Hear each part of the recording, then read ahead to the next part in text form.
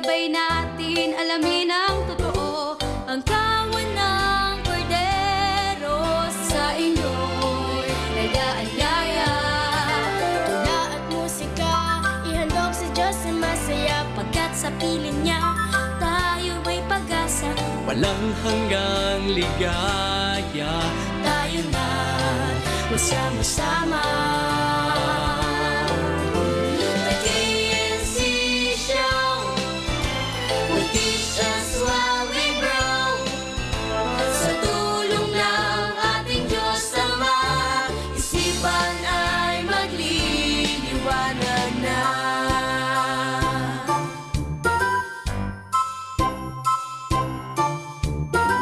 Mapalad nga naman ang bumabasa, katwiran ng Ama ay mauunawa. Kaya buksan ang Biblia, tayo na magsalo-salo.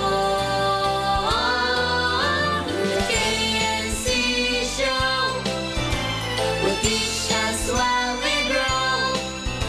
Sa tulong ng ating Diyos Ama, isipan ay magliliwanag na. Ang turo ng ating Ama ang siyang dapat lakaran. Sa KNC Show will teach us while we grow. Sa tulong ng ating Diyos Ama, isipan ay magliliwanag. The KNC Show will teach us while we grow. Sa tulong ng ating Diyos Ama, isipan ay magliliwanag na.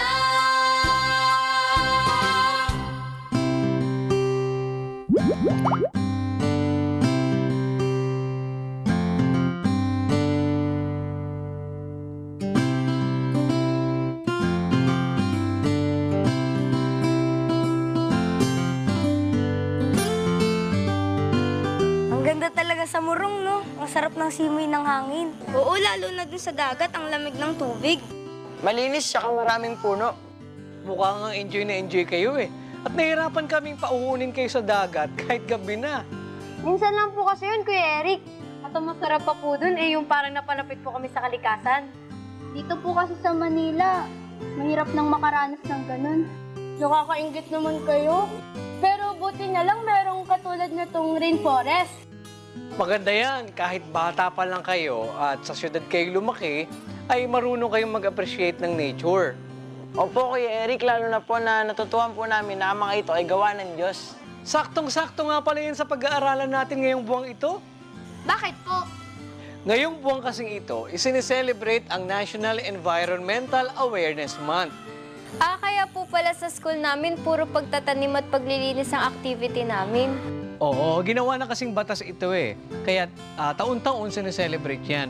Pero alam nyo, hindi dapat taon-taon lang ito sineselebrate eh, para maipakitang na-appreciate natin at pinahalagahan natin ang likha ng Diyos. Dapat nga, araw-araw natin itong pinahalagahan dahil sa atin ito ipinagkatiwala ng Diyos eh. Basahin natin ang nakasulat sa Aklat ng Henesis sa 1 at 26. At sinabi ng Diyos, lalangin natin ang tao sa ating larawan, ayon sa ating wangis, at magkaroon sila ng kapangyarihan sa mga isda sa dagat, at sa mga ibon sa himpapawid, at sa mga hayop, at sa buong lupa, at sa bawat umuusad na nagsisiusad sa ibabaw ng lupa.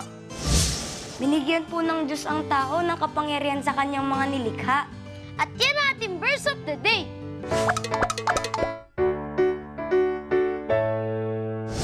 Mabuti pa, ihanda nyo ang inyong sarili mga bata at pag-aaralan natin ngayon ang tungkol sa Republic Act No. 9512 o ang Environmental Awareness Act.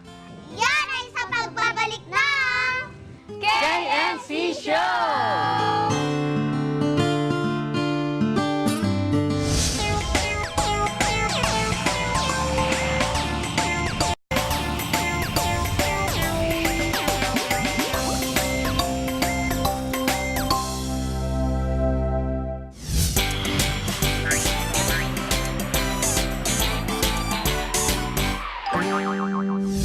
Magandang hapon sa inyo, mga bata!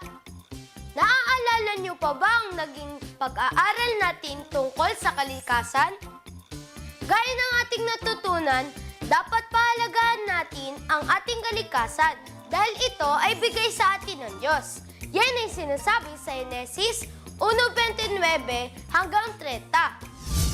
At sinabi ng Diyos, "Narito, ibinigay ko sa inyo ang bawat pananim na nagkakabinhi na nasa ibabaw ng balat ng lupa at ang bawat punong kahoy na may bunga ng punong kahoy na nagkakabinhi. Sa inyo'y magiging pagkain at sa bawat hayop sa lupa at sa bawat ibon sa himpapawid at sa bawat nagsisiusad sa ibabaw ng lupa na may buhay ay ibinigay ko ang lahat na pananim na sariwa na pinakapagkain at nagkagayon."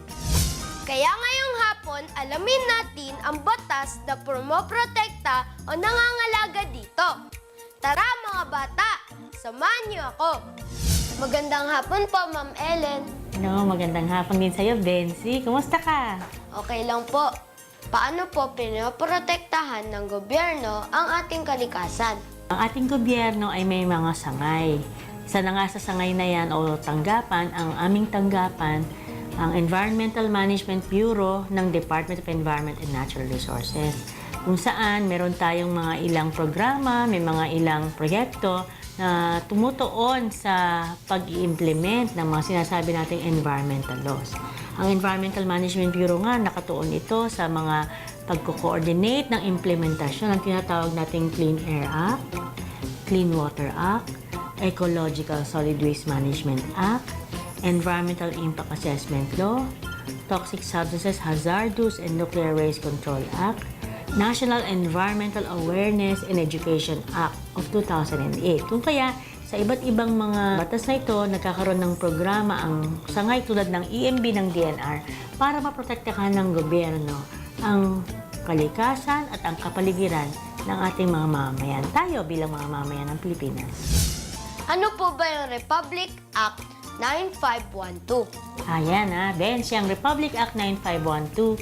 Ang ibig sabihin nito, ito ay batas na tinatawag ng National Environmental Awareness and Education Act of 2008, kung saan itinatagubuli ng batas na ito na magkaroon ng mga programa para itaas ang kamulatan, ang antas ng pagkakaalam at edukasyon ng ating mga mamayan sa ating kapaligiran at likas yaman, no? Kung kaya itinatagubili ng batas na ito ang ilan sa mga ahensya ng pamahalaan tulad ng Department of Education, ng DENR, ng Commission on Higher Education, ng Technical Education and Skills Development Authority, ng Department of Interior and Local Government, ng Department of Social Welfare and Development para pagtulungan na itaas ang antas ng kamulatan ng ating mga mamamayan. Ang National Service Training Program ng kolehiyo ay dapat maglagay ng mga paksa ukol sa kalikasan at kapaligiran. Tapos sa batas nito, idiniklara ang Nobyembre bilang National Environmental Awareness Month. Tapos ito rin ay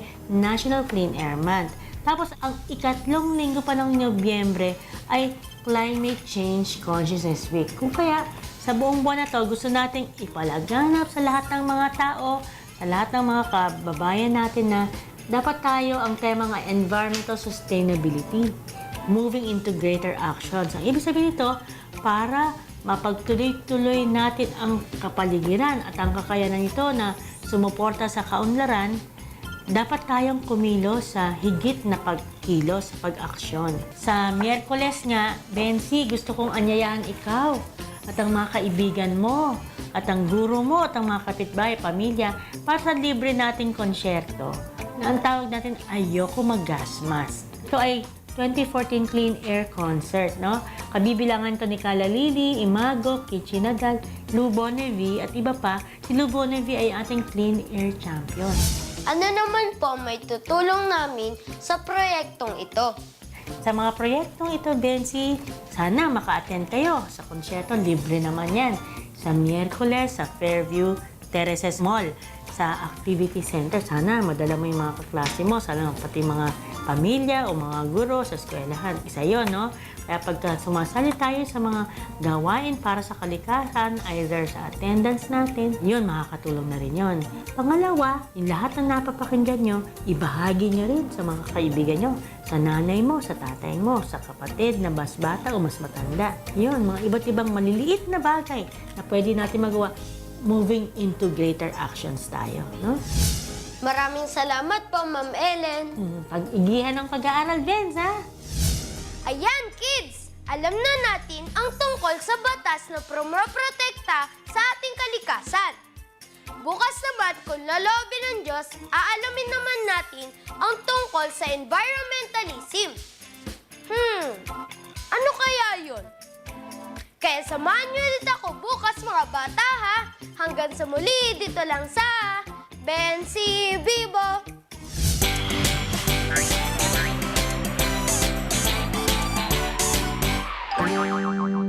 Good afternoon, I'm Sid Kupuna reporting news from around the world.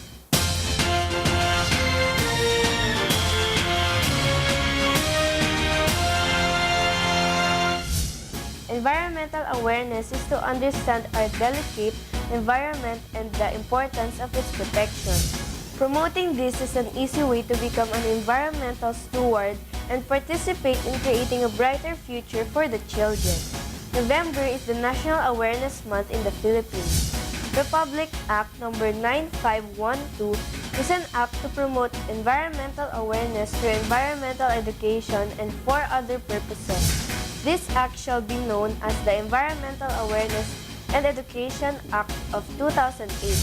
In Section 3, Scope of Environmental Education, the Department of Education, the Commission on Higher Education, the Technical Education and Skills and Development Authority, or TESDA, the Department of Social Welfare and Development, in coordination with the Department of Environment and Natural Resources, or DENR, the Department of Science and Technology, or DOST, and other relevant agencies, shall integrate environmental education in its school curricula at all levels, whether public or private, including in barangay daycare, preschool, non-formal technical, vocational, professional level, indigenous learning, and out-of-school courses or programs. On the other hand, Proclamation 1109, issued in 1997, declared November as Clean Air Month through National Vehicle Inspection and Maintenance Consciousness to create awareness among motorists on the importance and benefits of vehicle maintenance. Until next time, I'm Sid Kupuna reporting news from around the world.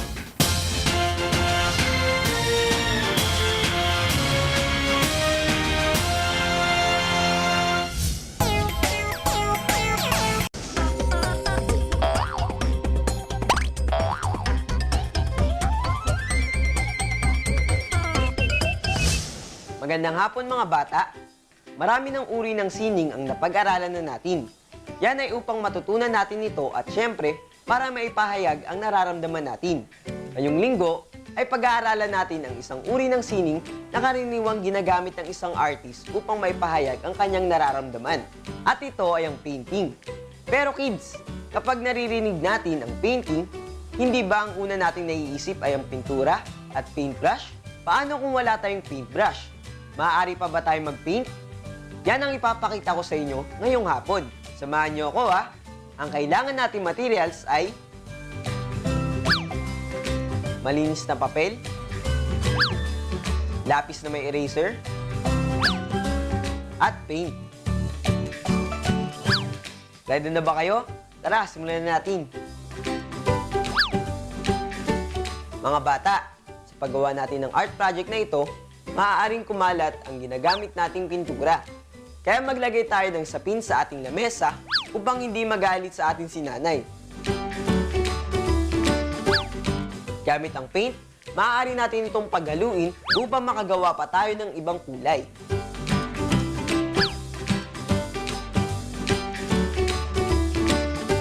Sa halip na paintbrush ang gagamitin natin, pencil eraser naman ang gagamitin natin sa pagpipinta. maaari na tayong gumawa ng iba't ibang design gamit ang pencil eraser at paint.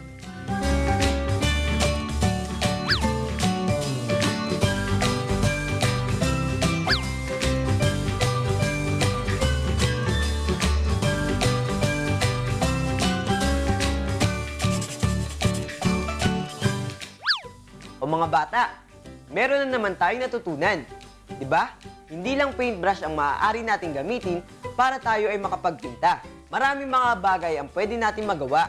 Kahit bata pa lamang tayo, ay maaari na tayong lumikha ng mga bagay na makakapagpasaya sa mga nakapaligid sa atin. At yan ay dahil sa kaloob na binigay sa atin ng Diyos. Kaya gamitin natin ito sa tama. Ang lolobin ng Diyos ay magkita-kita ulit tayo sa Miyerkules upang magsanay ng ating kakayahan. Dahil tayo mga batang artistic.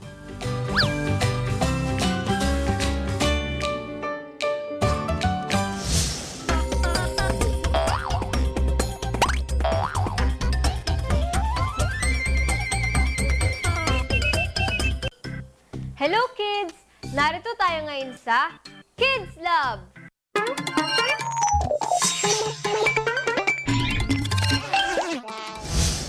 Isa sa mahalagang pinag-aaralan sa biology ay ang DNA. Alam nyo ba kung ano ito at kung ano ang kahalagaan nito sa ating buhay? Yan ang ating aalamin sa linggong ito. Ito ay isang sangkap na nagsasabi sa ating katawan kung paano ito gagalaw o kikilos. Ito rin ang building block of life. Mahirap unawain ang pag-aaral tungkol sa DNA, pero ang mga sumusunod na impormasyon tungkol dito ay maaaring makatulong sa atin upang maunawaan ito. Ang ibig sabihin ng DNA ay deoxyribonucleic acid. Makikita ang DNA sa lahat ng bagay na may buhay. Ang DNA ay unang naihiwalay ni Friedrich Mischer noong 1869 kung saan nakita niya ang microscopic substance sa isang surgical bandage na tinatawag na nuclein. Ang DNA ay may double helix structure na parang inikot na hagdan. Ang bawat baitang ng hagdan ay bases: adenine, thymine, cytosine, at guanine. Ang gilid ng DNA ladder ay gawa sa asukal at phosphate atoms. 1 million bases o ang tinatawag na megabase ng DNA sequence ay katumbas ng 1 megabyte ng computer data storage space. Ang ating buong DNA sequence ay tinatawag na genome at merong humigit kumulang na 3 billion DNA bases sa ating genome. Ito ay katumbas ng 3 gigabyte storage space ng computer. Ito ay maaaring makapuno ng 200 na 1,000 page telephone directories. 99.9% ng ating DNA sequence ay kapareho ng DNA sequence ng ibang tao. Ang 0.1% DNA difference sa pagitan natin ay maaaring dahil sa bilang ng nucleotides sa DNA ng isang tao. Marami na ba kayong nalaman tungkol sa ating DNA? Naku, kulang pa yan mga bata! Abangan nyo sa susunod ang pag-aaral pa natin tungkol dito. Samahan nyo ulit ako dito sa Kids Lab, ang laboratorio ng mga batang Kristiyano!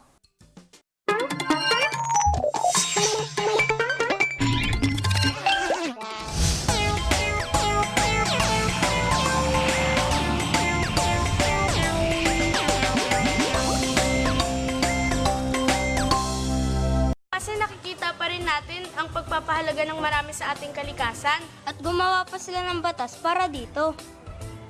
Kaya dapat pinapahalagahan nyo rin ito, ha? Kuya Eric, Bible story na po! Sige, simulan na natin. Noong nakaraan ay natunghayan natin ang tungkol sa mabuting kalooban ni Jose sa kanyang mga kapatid. Napakaganda po na kasaysayan ni Jose, pati na po ang nangyari sa kanyang sambahayan. Ang natutuhan ko po sa kanya ay yung pagpapatawad po na iginawad niya sa kanyang mga kapatid sa kabila po ng kasamaang ginawa nila sa kanya. Oo, ganun nga. At pagkaraan ng pangyayaring iyon, namatay si Jose sa edad na 110 years old sa lupain ng Ehipto. At ito naman ang sumunod na nangyari. Basahin natin ang aklat ng Exodo sa 1:5 hanggang 22.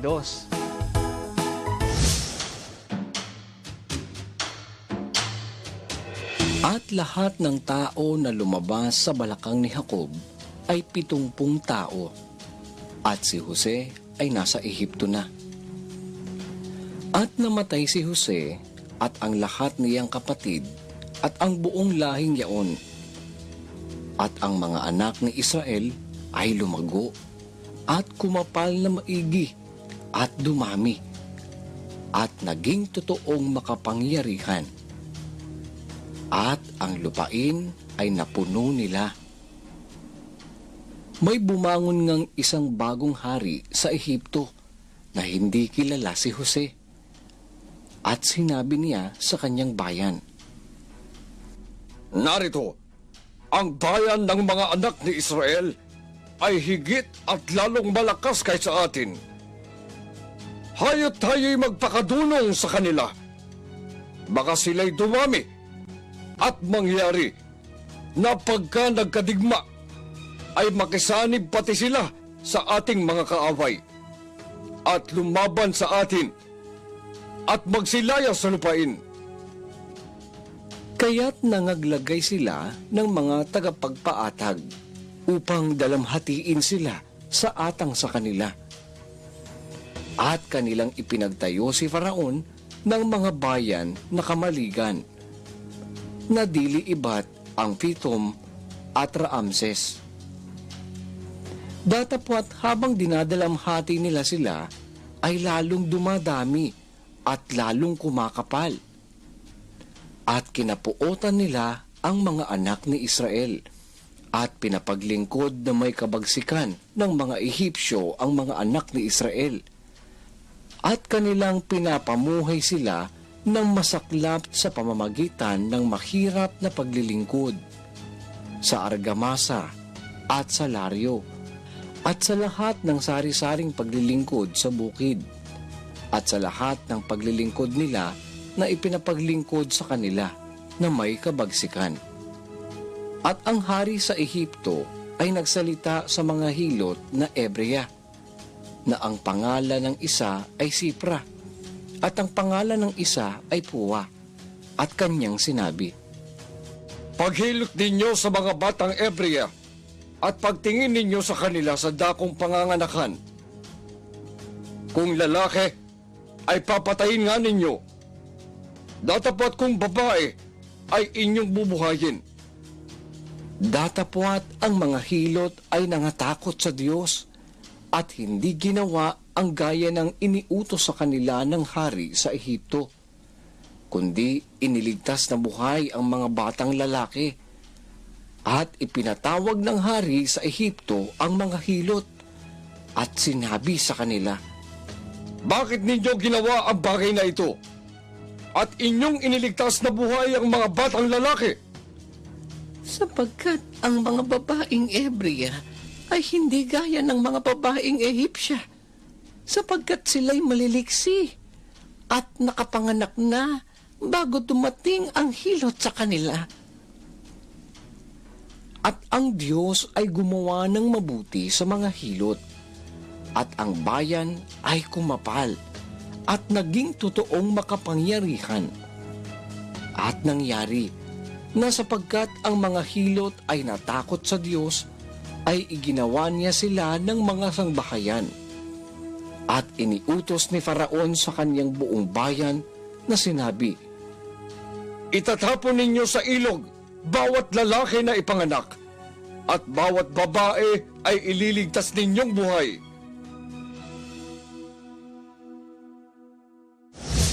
Lumago at kumapal na maigi po pala ang mga anak ni Israel na halos mapuno nila ang lupain ng Ehipto.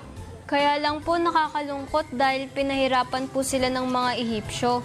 Natatakot kasi ang Faraon na baka sa dami nila ay mawalan sila ng lugar sa Ehipto at baka nga sakupin daw ang kanilang bayan.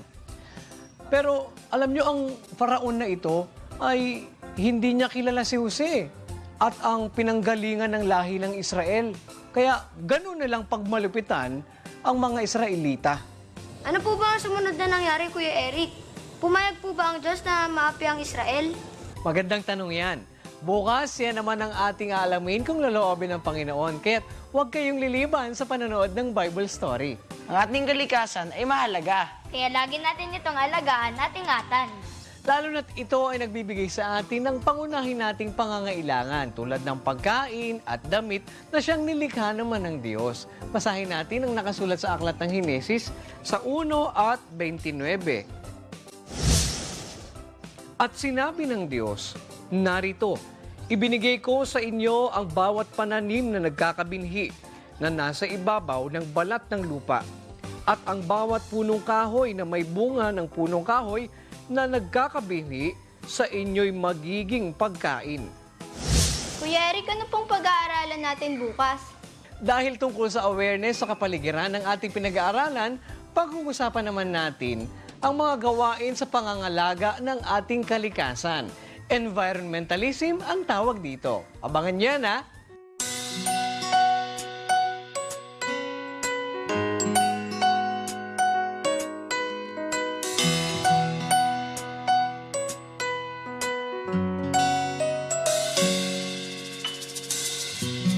Tagulan ay dumarating, ito'y paghandaan natin. Katawan ay palakasin sa mga wastong pagkain. Kalungkutan natin ay papawiin pagkatapos ng ulan. Araw ay sisikatin sa pagbuhos ng ulan. Ating ngang nalalaman sa Diyos nagmumula ang kabutihan.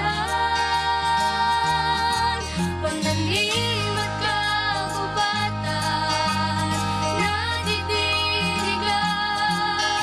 sa lupa'y nararamdaman kanya. Pagmamahal magpakailanman.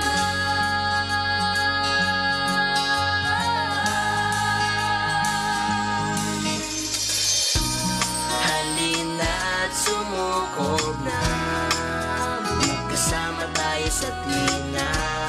Sa hirap at sa saya, tag-ulan may di bali na. Sa problema ay huwag na padadala. Sa pagtila ng ulan, panibagong pag-asa. Sa pagbuhos ng ulan, ating ngang nalalaman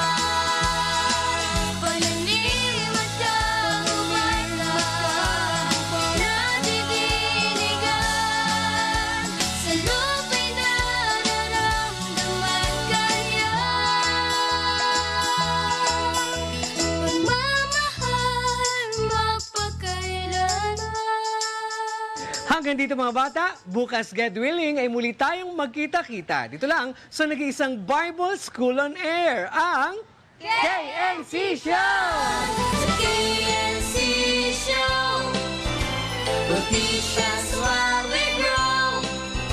Sa tulong ng ating Diyos Ama, isipan ay magliliwanag. The KNC Show, Noticias while we grow. Sa tulong ng ating Diyos Ama, isipan ay magliliwanag na.